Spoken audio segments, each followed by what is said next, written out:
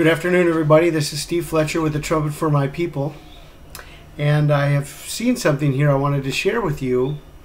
You know, we've been talking since the beginning of Nisan, and even before the beginning of Nisan, how Nisan is always the beginning of the year. Based on Exodus chapter 12, this will be the beginning of months for you. And that is no different for any Jubilee year. So we've got our timeline that started this final Jubilee year, Nisan 1, which was March 28th. And so if we are looking then at this final Jubilee year, we have the end of the Jubilee year, right, is next Nisan 1, is the beginning of the millennium, right? To me, this is what I'm sharing.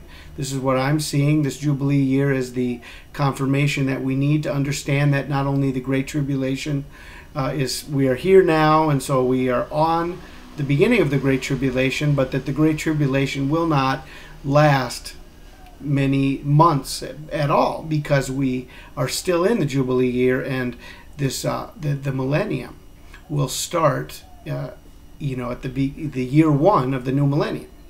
So anyway, I just found something here interesting in the book of Ezekiel. And this says that in Ezekiel 39, verse 12, 7 months shall the house of Israel be burying of them, that they may cleanse the land. This is talking about the dead bodies that are surrounding Jerusalem, or all over the world maybe.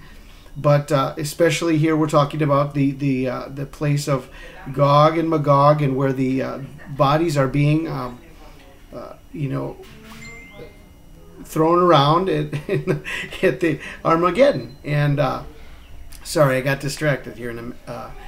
But it says, it shall come to pass in that day that I will give unto Gog a place there of graves in Israel, in the valley of the passengers on the east of the sea.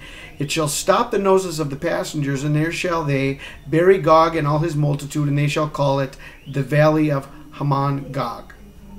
And 7 months shall the house of Israel be burying of them, that many may cleanse the land. So if we go 7 months from the Feast of Trumpets this year, we're looking at that time frame as the second coming of Jesus Christ and the Battle of Armageddon. Then from there, 7 months to bury the dead. And what do we have? The land is cleansed by the beginning of the millennium, which would be the beginning of the new year next spring, which will be Nisan 1, 5778, or 6001 in the real calendar. I don't know how we ended up, losing the years based on we're in the year 6000, but it's 5777 now. I don't know where that happened. I don't know the history of that. But basically, the 7 months here links us from the Feast of Trumpets, where the Battle of Armageddon will take place, the second coming of Jesus Christ.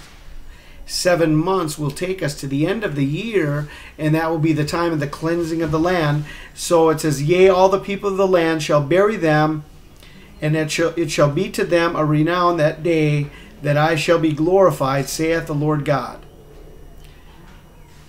And they shall sever out men of continual employment passing through the land, to bury with the passengers those who remain upon the face of the earth, to cleanse it.